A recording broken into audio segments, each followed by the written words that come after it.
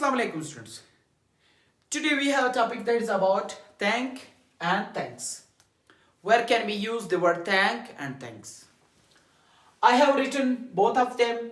It is a transitive verb. It's used in formal language. It's used for acceptance. Thank you very much. Then thanks. It is used in informal language, ignorance. If you don't use objects, so it gives clear meaning.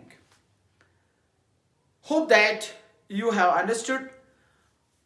I have taught thank and thanks, differences and usage of thank and thanks in detail. That video is available on my YouTube channel. My YouTube channel name is Learn with Mr. Rizwan, Rizwan. So you may subscribe me, you may watch me there. If you have any query, if you have any question, so you may ask me anytime.